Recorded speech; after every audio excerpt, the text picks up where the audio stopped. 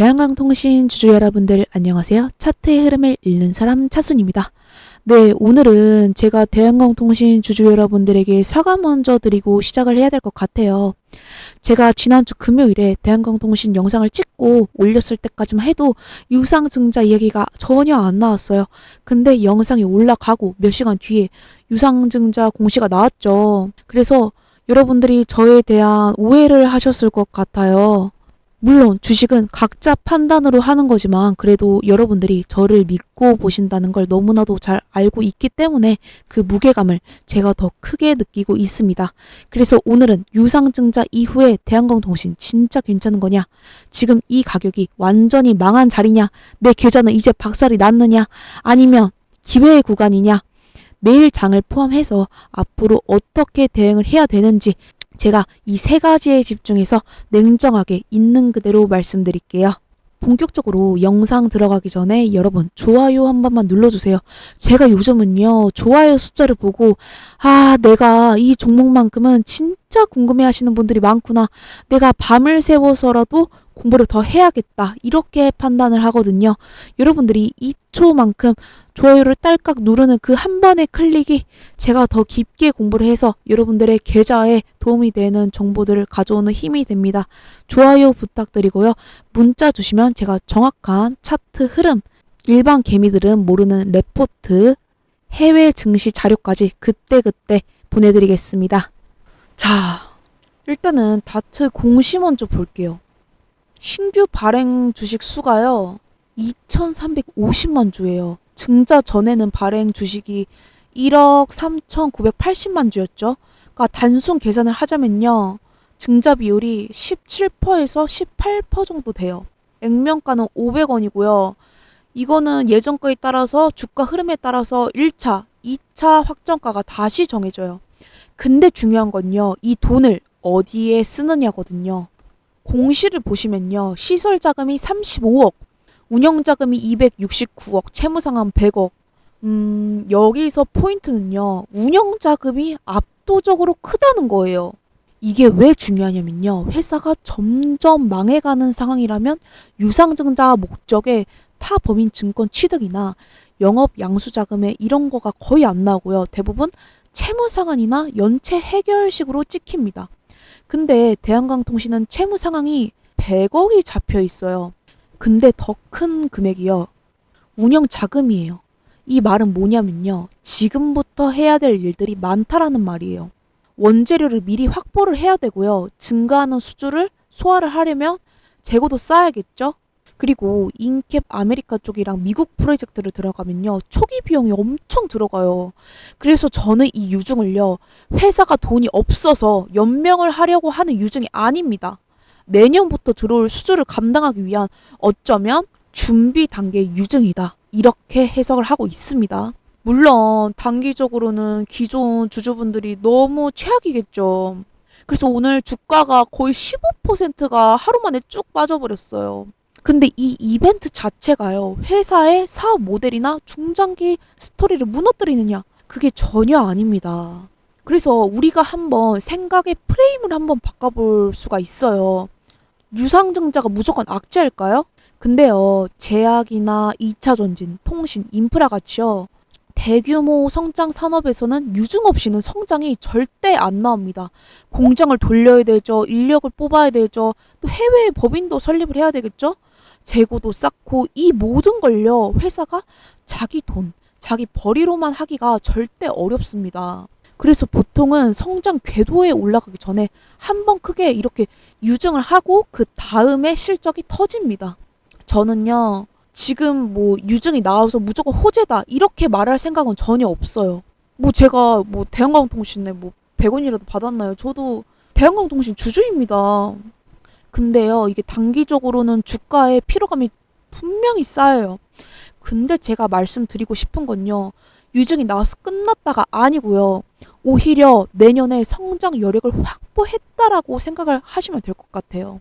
저는 이런 관점에서 조금 더 길게 봐야 된다라고 말씀드리는 겁니다. 일봉으로 보시면요. 최근에 고점이 3,240원이었죠. 여기서 유증 이슈가 나왔어요. 그리고 단기적으로 2,000원 초반까지 큰 낙폭이 왔죠. 근데 이게 일방적인 던지기 패턴이냐? 그렇게 보이진 않아요. 왜냐면 1,900원 초반에서 대량 거래가 나왔죠. 그 밑으로는 거의 안 말리고 있어요. 저는 이거를 단기 바닥 시도 구간이라고 생각합니다. 그리고요, 이평선을 배치를 해볼게요. 장기선 기준으로는 위로 완만하게 꺾이지 않죠. 근데 추세 자체는 완전히 꺾이지는 않았어요. 그래서 추세는 살아있는데 유증 이벤트로 약간은 흔들렸다. 이 정도로 정리할 수 있을 것 같아요. 그리고 주봉으로 보면 그림이 훨씬 명확해지죠.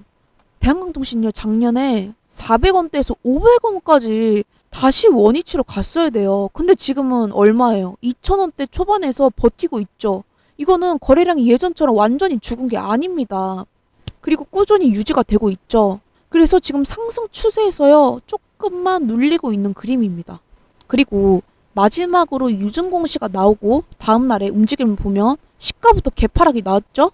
1,918원이에요. 굉장히 굵은 거래가 터지면서요, 매수세가 엄청 들어왔어요. 이 자리가 왜 의미가 있을까요? 이 가격대에서는요, 투매를 받아간 주체가 있다라는 거예요. 제가 생각했을 때는요, 단기 세력이나 혹은 중기 수급체들이 단가를 맞춰놓은 구간이라고 봐요.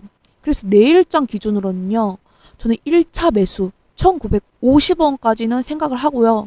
1,900원 근처에서는 저는 매수 진짜 추천드려요. 물타기나. 그리고 2,000원까지 회복이 됐다. 그러면 2,250원, 2,300원까지는 한 번은 더 기회를 줄 자리예요. 제가 이 자리는요, 장중에 계속 체크를 할 테니까요. 이때 저한테 문자를 주시면 제가 그때 정확한 타이밍, 타점 말씀드리겠습니다. 여러분, 저는 진짜 대한강통신의 진심이에요. 이거 리포트 보이시죠? 이제부터는 왜 대한강통신이 이 시장에서 계속 선택을 받느냐, 근본적인 이유를 조금 더 쉽게 풀어볼게요. 대한강통신은요, 가장 큰 장점은 수직 계열화입니다. 국내에서 유일하게 광섬유, 광케이블까지 전 공정을 다 가지고 있는 회사예요.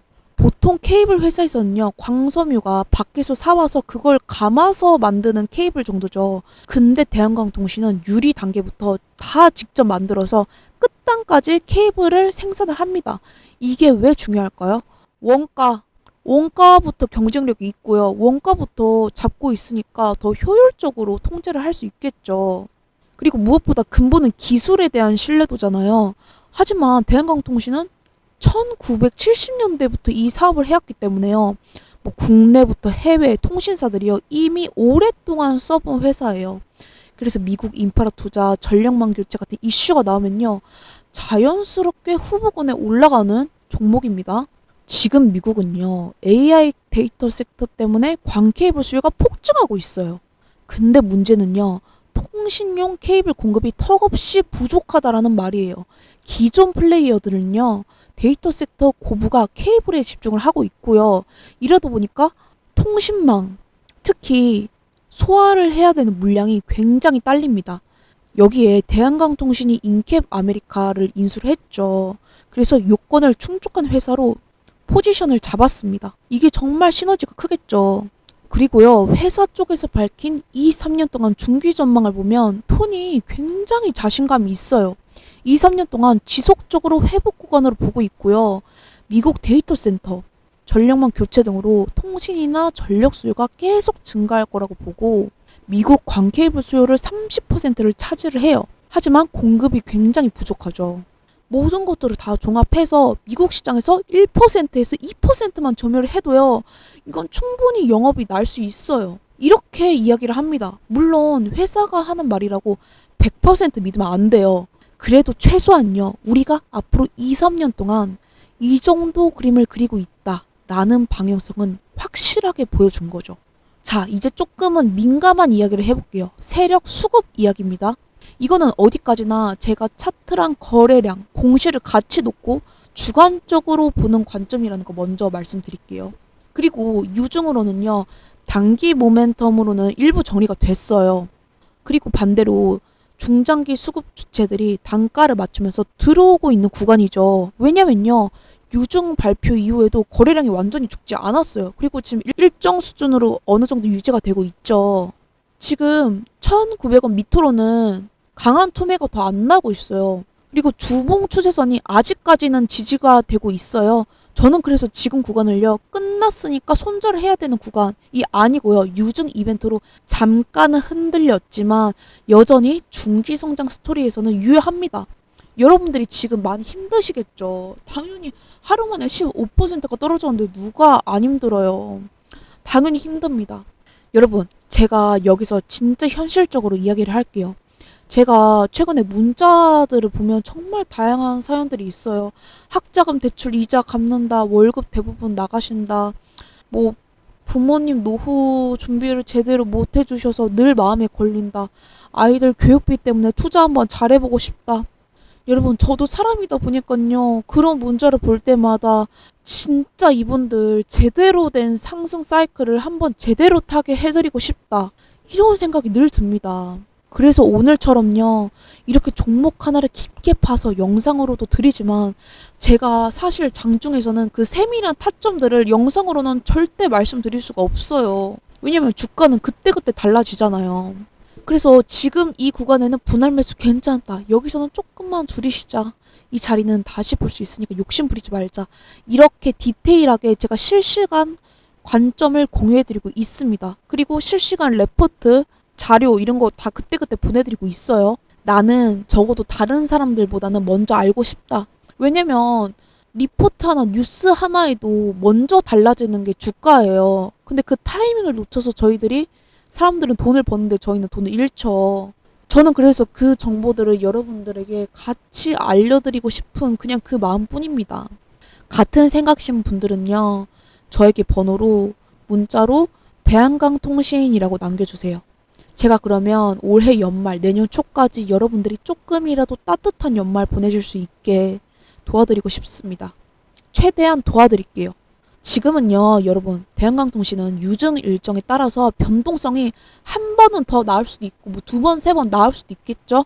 하지만 무조건 한 번은 꼭 나올 거예요.